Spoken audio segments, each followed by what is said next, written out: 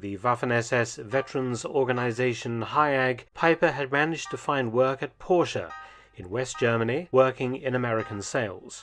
However, another allegation of war crimes, this time the Boves massacre in September 1943 in Italy that I mentioned in episode 1, came to the fore in 1964. Though a lengthy inquiry did not produce any charges against Peiper, Italians working for Porsche complained to management and Peiper was let go. He moved to another job, this time in sales at Volkswagen in Reutlingen. But the shadow of war crimes accusations committed by LSSAH troops under his command during the war also caused him to be dismissed. Neither car firm wanted such people associated with them. It was bad for business in the new Germany. However, some years before losing these jobs, Peiper had taken the extraordinary step of purchasing a small plot of land in eastern France, near the village of Trèves, 12 kilometers west of the town of Vesoul. In 1959, Peiper had a small house built on the plot, in woodland, on the bank of the River Saône. War Thunder is the most comprehensive vehicle combat game ever made. Play more than 2,000 tanks, aircraft, helicopters and ships in dynamic combined arms PvP battles. As an historian, I appreciate that the vehicles in War Thunder span over 100 years of development, from the 1920s to the present day. Every vehicle is incredibly detailed and modelled. War Thunder now has an all-new mobile version available on iOS and Android, allowing you to take the battlefield wherever you go. Play War Thunder now on PC, PlayStation, Xbox and mobile devices using the links in the video description or pinned comment. New players and those who haven't played in 6 months receive a large bonus free pack for PC and consoles using my personalized link, including multiple premium vehicles, premium account, boosters and much more.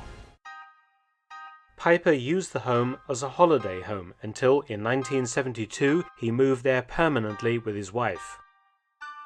Peiper evidently knew that his presence in France might cause him trouble, for the house was designed with security in mind.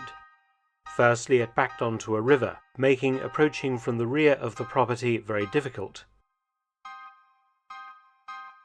Secondly, it was hidden in thick woodland, couldn't be seen from the main road. And any visitors along the track to the house would have to pass by kennels where Peiper kept 2 dogs, and their barking would give advance warning of anyone approaching.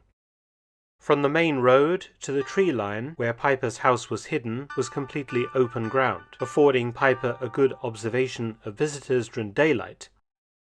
But the very woodland where the house was situated would screen anyone covertly approaching the property, particularly at night. Peiper's income at this time was derived from 2 sources: his military pension and translation fees, as Peiper translated military history books for a German publisher. His grown-up children and family friends visited occasionally, and the Peipers kept themselves to themselves. Considering in 1972 the war had only been over for 27 years, it was an odd decision to move to a country that had suffered greatly from German occupation, and where the SS were associated with brutality, massacres, and organizations like the Gestapo. However, Peiper's nearest neighbor was another former SS officer, a man the surname Kettelhut, who had been an SS artillery officer whose division had also been responsible for war crimes in Italy. Kettelhut lived in a large Bavarian-style house not far from Peiper's more discreet property. In fact, the only evidence that Peiper's house was there were 2 things: a postbox and power lines on poles. Word soon got around the local area that Germans lived in the 2 properties, former SS officers to boot. In 1972, plenty of people in the region had taken part in the war, and some older resistance members would still have been about, not to mention younger people, often extremely left-wing or even communists, who had great hatred for people like Peiper. Many have suggested that Peiper was extremely arrogant to have assumed that such a high-profile SS veteran as himself, implicated in multiple war crimes and imprisoned for one, could move to their area and live as if nothing had ever happened. For locals who had lost loved ones or comrades to German occupation forces and security units, Peiper's presence was a huge red rag. Peiper, for his part, had little contact with the locals. His wife would go into the village for groceries. Peiper also had weapons at the house, a hunting rifle and a pistol, plus, as I mentioned, 2 dogs at the property. On the 18th of April 1975 in Paris, 8 hooded men held a press conference. They warned that until the West German government ratified the Franco-German agreement on the prosecution of war criminals, they would be executed by direct methods. Things remained quiet until 1976, when a local ironmonger in Vesoul, who sold Peiper nails, wire fencing and so on, came upon Peiper's name printed in an East German book that he owned called the Brown Book. The ironmonger was a communist, and the Brown Book was a deliberate attempt by East Germany to humiliate West Germany post-war by showing just how many suspected and convicted Nazi war criminals were living free in the West. The entry for Peiper gave details of his World War II activities. Next, an article appeared in the French communist newspaper L'Humanité, questioning how the government had allowed someone like Peiper to reside in France. Next, slogans began to be painted on roads around Trèves that read Peiper SS in large white letters. Leaflets were printed and posted through letterboxes of the villagers, and Peiper himself found notes in his own letterbox, threatening letters. There were also anonymous threatening phone calls to his house. Evidently, a concerted campaign was underway to try and intimidate Peiper into moving out of France for his own good. Naturally, Peiper was concerned, but he seems to have downplayed any threat, painting it just as non-violent harassment that might blow over. On the 13th of July, Peiper's wife went to West Germany to stay with friends for a few days, leaving Peiper alone at the house. At some point, very late on the 13th of July or early on the 14th, a group of armed men in a car drove up the track to Peiper's house and surrounded it. Police found an incendiary device outside the property, showing that this group intended to firebomb Peiper's house. Whether they also intended to murder him is open to conjecture.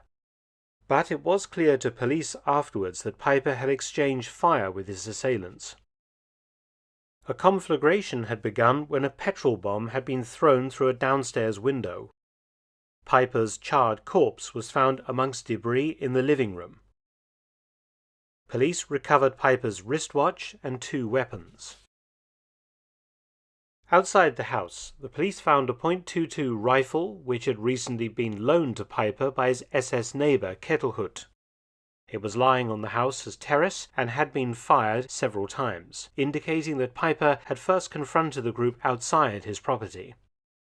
It was clear to police that Peiper's body had fallen from the 1st floor, that is the 2nd floor to our US viewers, as the fire destroyed the floor timbers and collapsed, as Peiper lay among those burned timbers.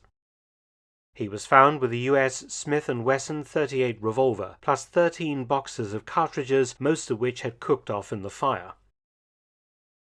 An autopsy found that Peiper's lungs had traces of smoke in them, indicating that he was alive when the fire started.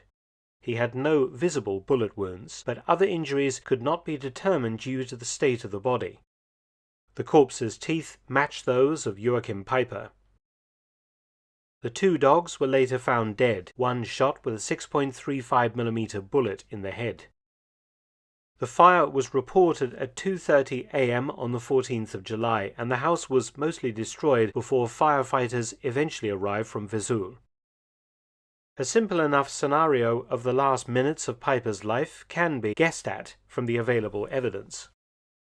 According to the French newspaper Le Roux, the next day, an anonymous phone call was received from a group called the Avengers, who claimed to have killed Peiper. That same day, Peiper's wife and 2 daughters visited the ruins of the property, collected what belongings they could, and left the town without comment. After a period of silence regarding the killing, French Justice Minister Jean Le Canuet said that the authorities would make all possible efforts to punish whoever was responsible. But although an extensive investigation